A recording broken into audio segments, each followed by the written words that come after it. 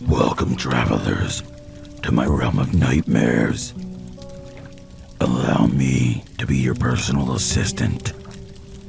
Come in, take a seat, get comfortable. For when you step into my realm, there's no stepping out.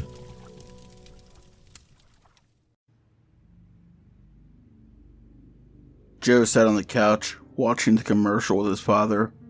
They had filmed the commercial using the remainder of their excess spending money. Finances had been tight. They needed to try to drum up some extra business at the coffee shop. The TV played in the background. Come to Joe and Pop's Coffee Shop, where we do coffee right. All of our own blends are crafted on site.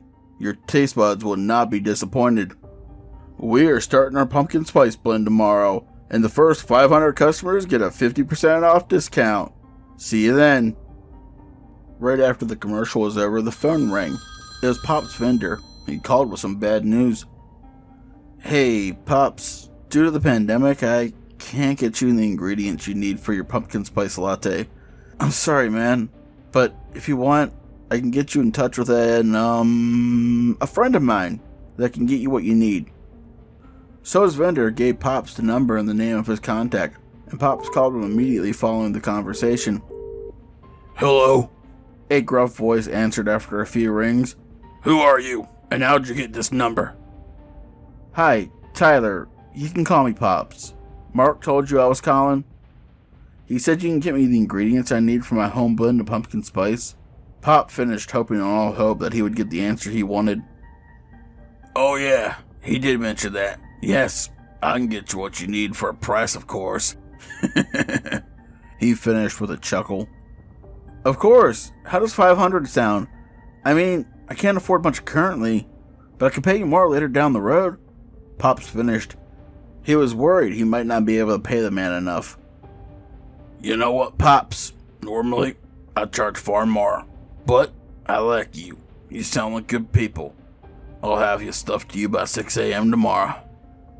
Pops finished by thanking the man and hung up the phone. Pops looked at his son and spoke. Well, Joe, it's time to head to bed. Hopefully, we will have a very busy day tomorrow. Joe got up and headed towards his room, with Pops close behind. The next morning, Pops and Joe were at the coffee shop at 5 a.m., ready to get the coffee blended, brewed, and ready to serve before 9 a.m. rolled around and the doors opened up. They got all the ingredients ready. He had cinnamon, nutmeg, ginger, cloves, allspice, and yes, that very special ingredient that made Pop's pumpkin spice the best in the county. Many have asked him what it was, but he would never tell. Joe wasn't even privy to it just yet.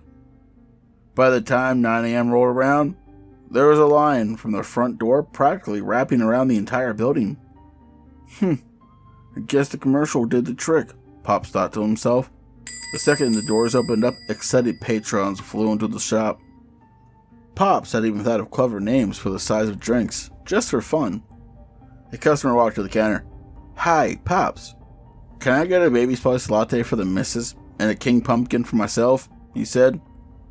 The coffee flew off the shelf, and before he knew it, he had sold over 100 cups of coffee, then 2, then 5. Everyone in the town must have shown up for his coffee. This brought a smile to Pop's face, until the first customer dropped to the ground, foaming at the mouth.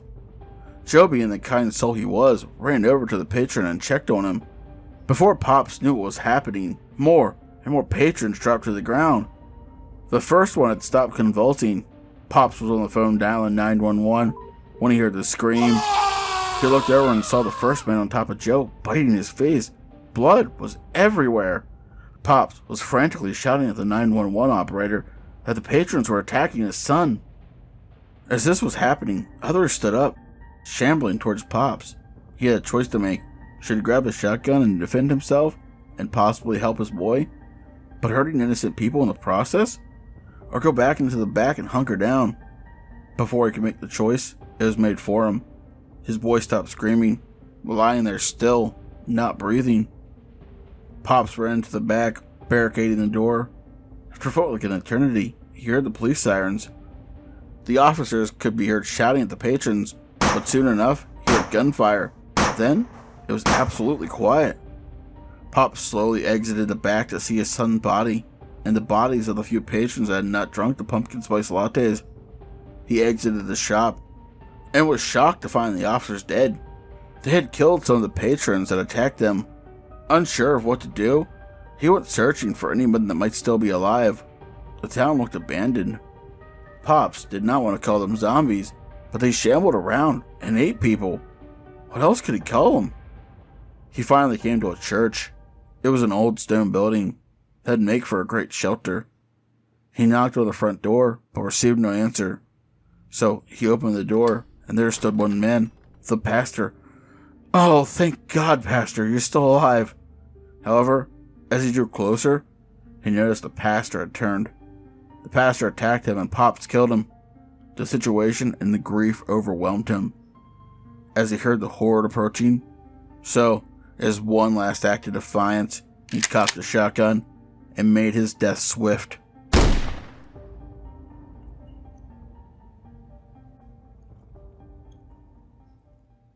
Tonight's story was day 1 of my 13 days of Halloween.